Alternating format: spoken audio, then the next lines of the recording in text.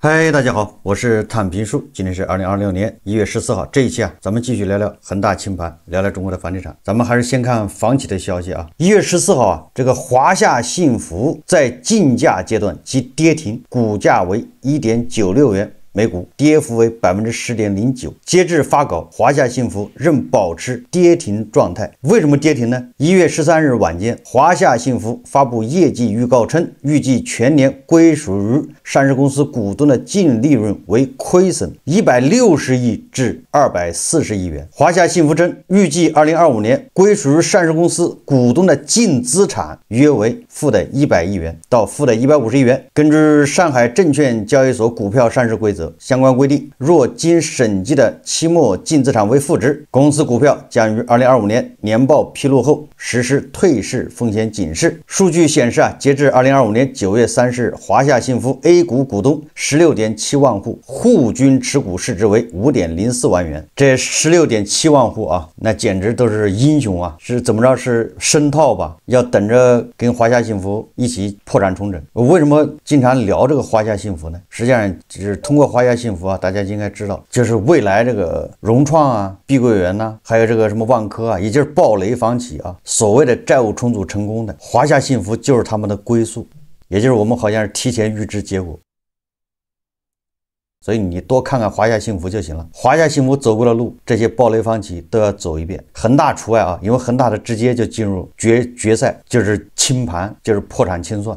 其他的這個暴雷房企對吧？還搞了一些什麼半決賽是吧？搞一些什麼債務重組有的還重組2回結局華夏幸福一樣華夏幸福現在是叫資不抵債，淨資產已經是負的了，這窟窿也不小窟窿是100到150個億這麼大一個窟窿，誰來幫他填呢？華夏幸福跟他的這個白衣騎士個平安集團已經反目為仇兩人已經上了法庭了。平安集团這麼一個大金主大財團去救華夏幸福都救不起來，華夏幸福的負債才1000多億吧，我的印象中它不大盤子也不大。那你說這個融創什麼碧桂園動不動都是上萬億的，還有萬科的吧，負債的也是上萬億吧，幾千億至少，誰能背得動誰能救得了？今天還有一個比較大的新聞，就是宝能集团的董事長姚振華通過中國寶能公众號發布實名舉報視頻，向最高人民法院、江蘇省高级人民法院舉報，說這個觀致汽車2.7億元執行案件中存在違法操作，導致企業資產被低價拍賣。這個姚振華在舉報中說常熟相關部門在觀致汽車2.7億元執行案件中違法成立清算工作組，並超額查封核心資產，第三方評估價值80億元的土地、廠房以及設備等資產被低評為15億元，起拍價僅8.6億元，將於2026年1月15日實時開拍，涉嫌低價侵吞資產後再進行破產清算。這個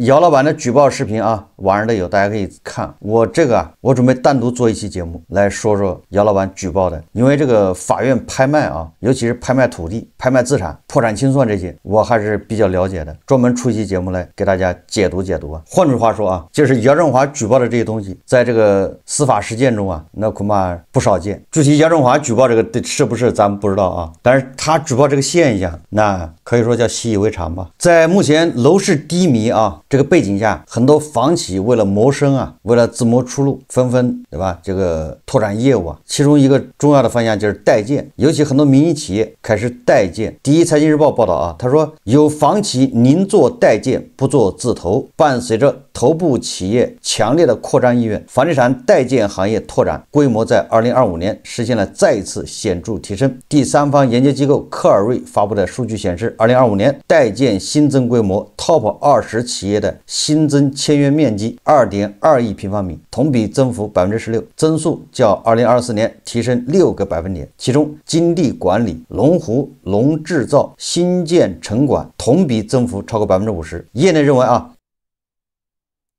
在當前探索房地產新發展模式背景下，傳統房企由開發商向服務商轉型是發展的一大趨勢。代建作為服務領域重要的方向之一，正在成為房企轉型輕重並舉的戰略下探索新模式的重要選擇。2025年全年有10家企業年內新增代建規模超1000萬平方米，其中前5家企業新拓建面積占比達45%，头部企業占据了行業新增規模的大部分資源，頭部待建企業強烈的擴张意愿，有效推动了中標數量的顯著增長。上述機構認為已經具備規模優勢和品牌效應的企業，仍在加速拓展，穩固自身優勢。這個怎麼說呢？很多房企在當前的這個形勢下，只能是叫輕裝上陣、輕資產。什麼叫輕資產呢？就是說通俗一點吧，很多房企把自己降格為承建商，就是對吧？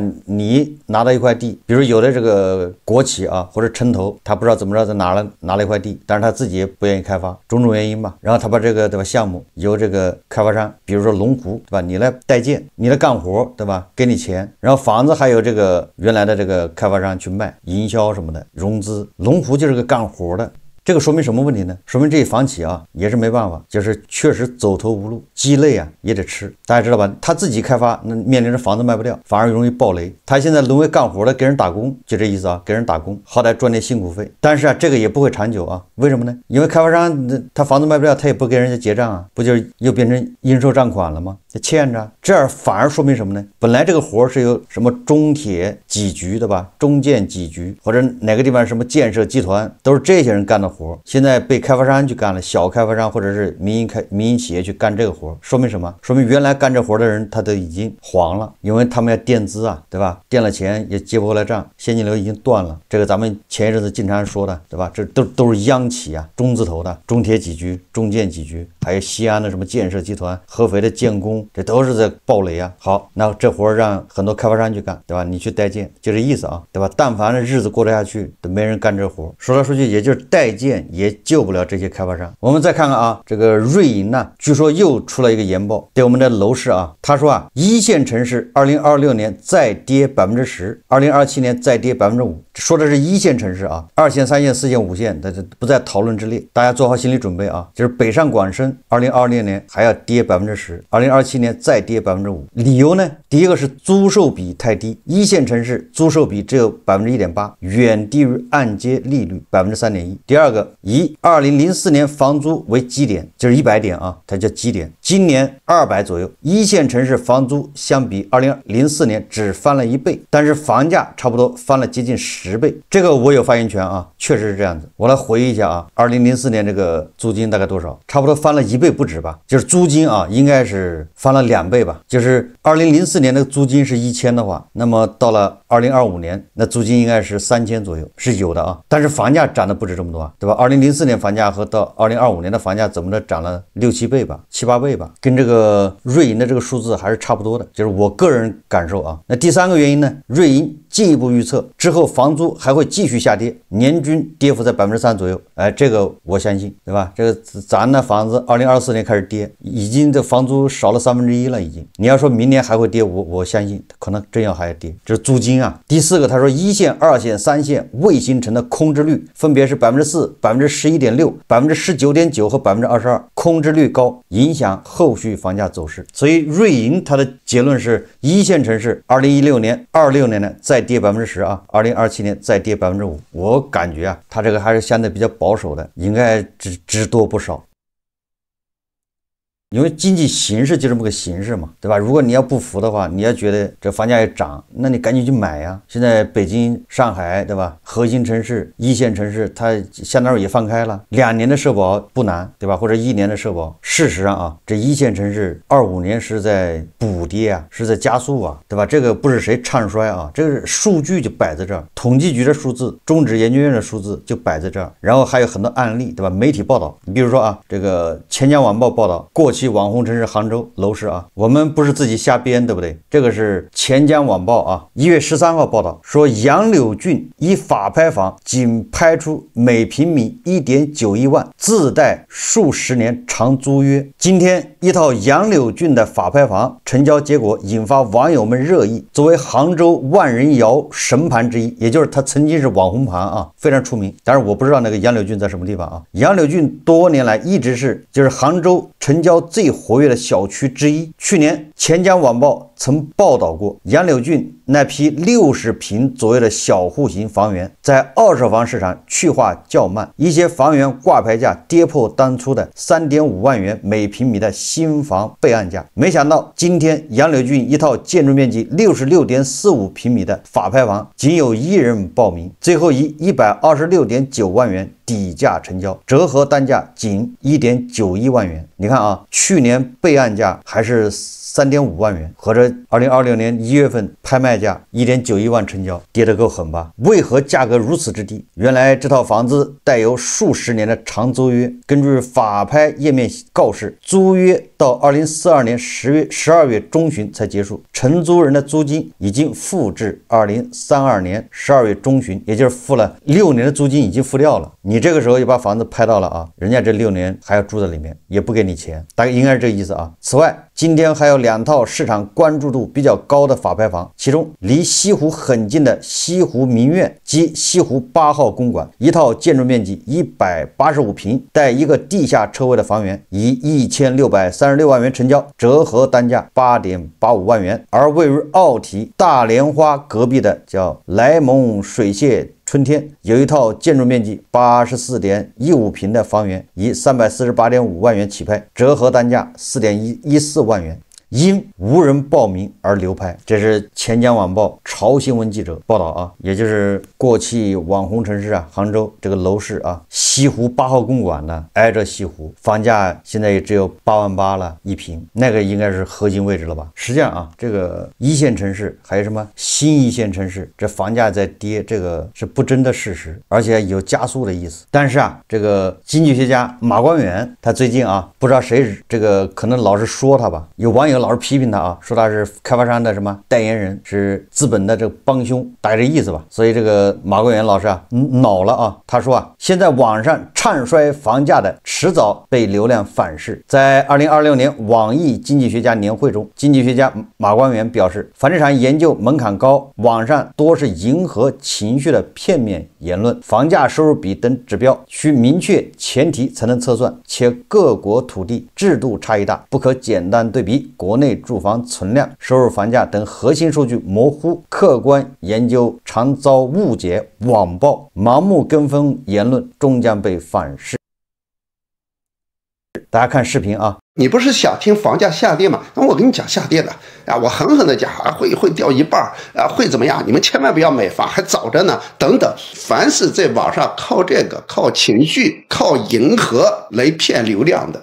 流量最終一定會反噬它。我們談房地產的時候，我經常講，房地產它是有門檻的，它作為一個專業門檻比較高的東西，你要研究的東西特別多。現在很多人呢，基本的東西沒搞清楚。比如說最近大家討論說中國的房價收入比，但什麼叫房價？什麼叫收入？這個比怎麼比？房價這個房是你算多大面積的房，你跟國際比較，對吧？多大面積的房你跟國際比較，你就是說美國人家一套房很多都獨棟啊，對嗎？我們的房子很多都高層啊，那麼一個人按照房價收入比，他買多大的房子，他在哪個地方買房子才算房價收入比合理？你告訴我，哪個地方的房價，多大面積的房子，定論在哪裡？沒有定論，對嗎？就隨便講房價收入比。第二個，那個價格，你是在核心區的價格，還是在郊區的價格，能一樣嗎？完全不一樣，對嗎？你包了公攤還是沒包公攤的？平均面積多大？收入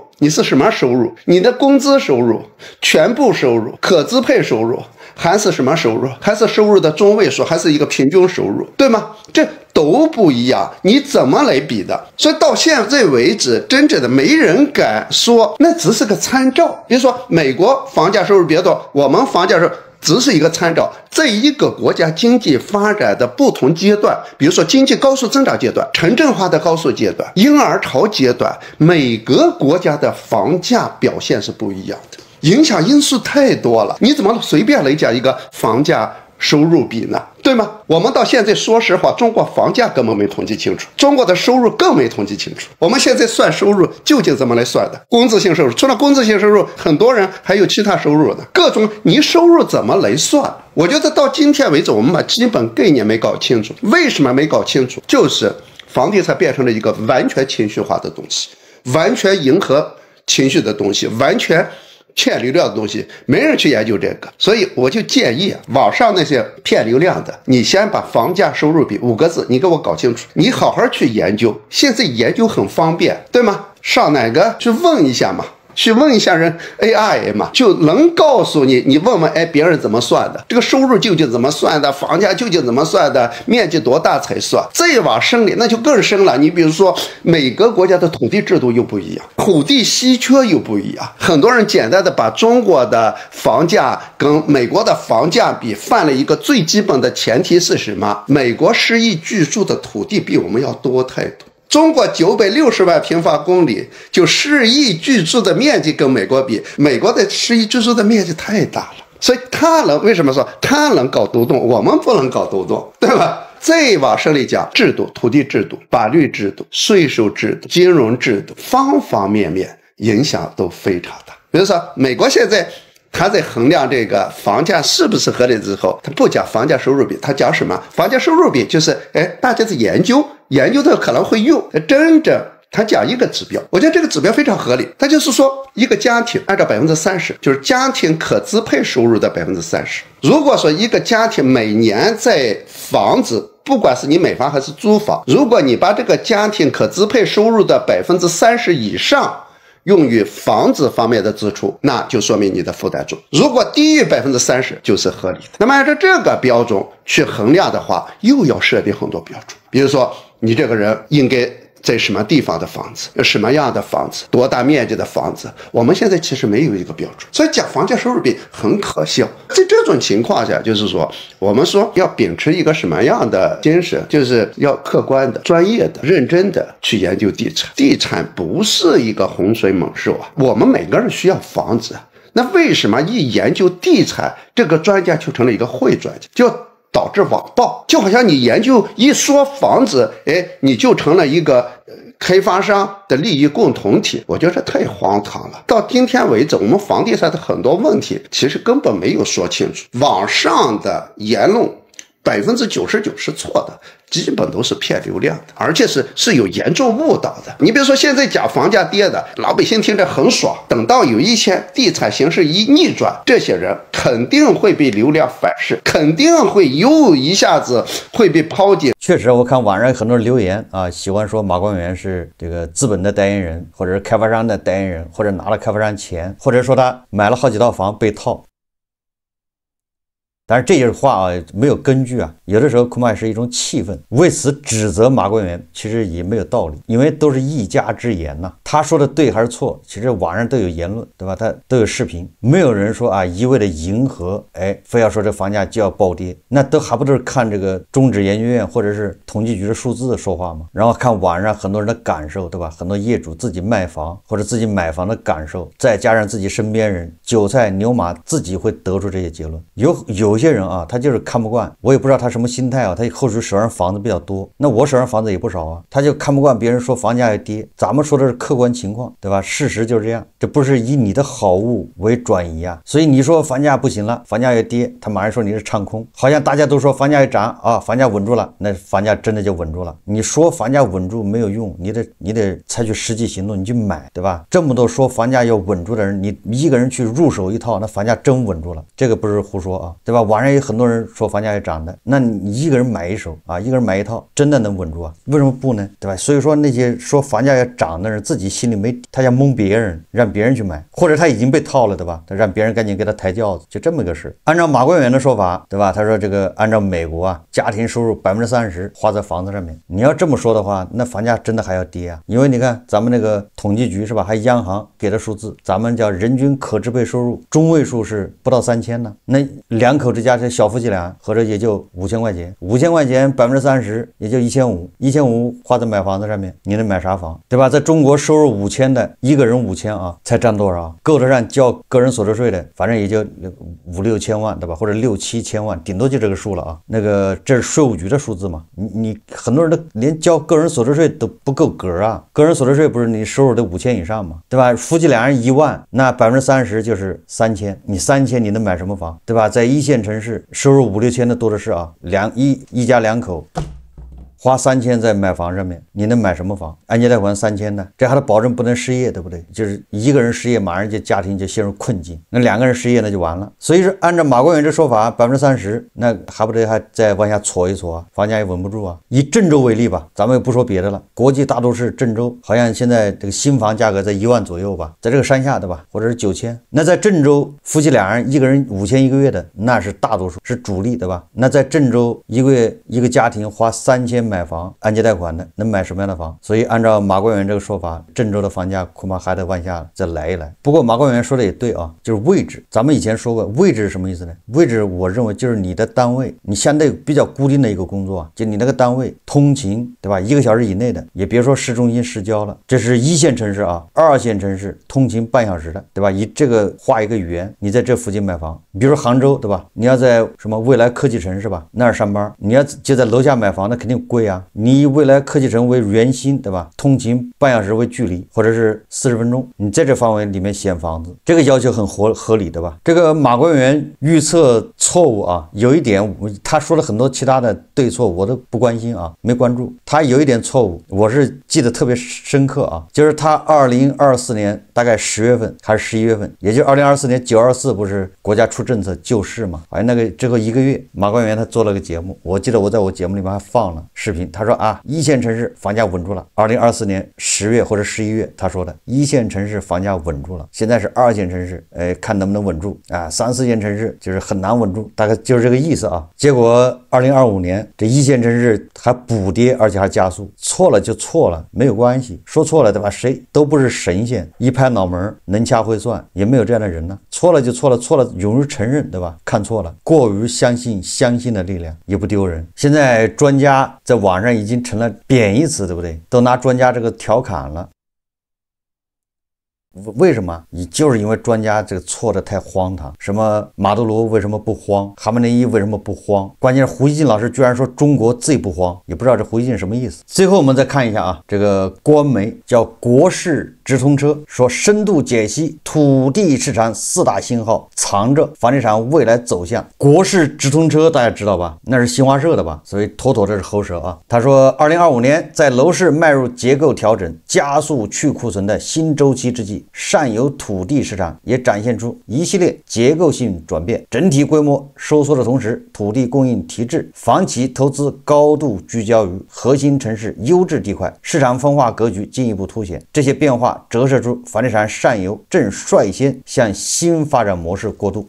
他說了4個特徵啊，一個叫縮量啊，也就是成交量小了；第二個是提質，提質什麼意思呢？就是核心地塊賣的多了。你看，2025年各城市紛紛拿出區位較好的核心地塊，如北京海淀區、上海虹口區等中心城區均有地塊入市。第三個叫聚焦，說分析認為，今年以來土地市場一大特徵為少部分頭部房企聚焦少數核心城市拿地，也就是房企不在這個廣泛撒網撒胡椒面了，這房企開始聚焦某個城市。深耕某個城市，大概这個意思啊。第4個是分化，是吧？投資聚焦加劇了市場分化。說中指數據顯示，2025年1、2線城市土地出讓金同比增速較平穩，平均溢價率10%左右，其中深圳、杭州溢價成交土地宗數占比均超70%，而3、4線城市土地市場仍處調整中，房企參拍意願較弱，平均溢價率維持在低位，僅2.8%，土地出讓金同比下降明顯。上述4重變奏表明，當前房地產市場還處於新舊模式轉換時期。科爾瑞研究中心認為，土地市場作為房地產行業最上游，其指標調整幅度更為顯著，或先一步調整到位。這個說法啊，值得商榷。雖然你的新房供應結構發生變化，但是你存量的房子太多啊，对吧？現在房地產庫存還在增加，你這個人口在下降，這些東西短期的很難改變。這個像達摩克里斯之劍一樣的懸在頭上，你不能否認啊，個別區域那個房子說不定它下跌比較慢，但是大部分地方雖然像馬官員說的啊，咱們土地有限，沒辦法每個人都住獨棟，咱們只能住高層，土地稀缺，但是你更遠的看，咱們人口是在急劇下降啊，咱房子現在不缺。缺呀，对吧？所以我一直说啊，至少从去年开始，所以我提倡叫什么呢？咱们作为普通人，牛马韭菜啊，要放弃那种叫抄底的这种想法，这是不正确的妄念，就是不要老想着买在最低点，对吧？放弃这个想法，我们叫右侧交易。什么叫右侧交易呢？就是说，哎，都知道了，房价已經這最低了，最低，然後如果它一直在 L 型那個一橫，那都不着急，對吧？你有的是時間抉擇去買還是不買。如果它是V 字形，是吧？到了最低點，它就開始反彈一點，不要緊啊，對吧？我們要做右側交易，確認了底部之後，你再考慮買不買，這個時候下手來得及。只要你不要老幻想着啊，我要買在最低點，我要去年買就好了，因為去年是8000，現在漲到8600了，或者現在漲到9000了，我就虧了。你不要有這想法，因為去年你不知道8000是不是底啊，這是第一個啊，就是說作為我們普通人，你放棄這種抄在最低點的這種妄念。第二個呢，端正態度，買房就是消費，對吧？也別管是30%的家庭收入還是怎麼着的，你把它當做個消費，你就好處理了。因為現在畢竟，對吧？租房也可以住啊，而且房租還在下降，你着什麼急呢？也不是說租房就不讓住了，現在好多年輕人結婚也可以租房結婚，你丈母娘也想通了，你把它當消費，對吧？你消費得起你就買，消費不起我等一等。所以我最近在節目裡面一直說的吧，就拿汽車舉例子，你買輛新能源汽車30萬，你明明知道這30萬你第2年它就變成20萬，第3年20這都不好賣了，你還不買了嗎？你知道它的貶值，因為你把它當消費啊，30萬其實也不少啊，因為你消費得起嘛，不就這意思嗎？買房子也是這概念啊，如果你把它當消費，你就不在乎，你買了之後明年它跌了20%，其實你不在乎啊，你就把它當消費啊。根據個人實力，如果你說我手上錢不多，現在買房有點緊張，還得七大姑八大姨借，完了這個按揭貸款，然後這個我每個月還利息也夠嗆，那你為什麼要買呢？你不要抱着過去那個思維，說我一買它明年漲100萬，後年漲200萬我就賺了，對吧？就是樓市穩住了啊，它也不會這麼漲。現在賺錢難，對吧？攢錢也很難，量力而行。好，這期節目咱們就聊到這裡，感謝大家收看。如果喜歡我的節目，歡迎訂閱轉發，也可以在下方留言評論，謝謝大家。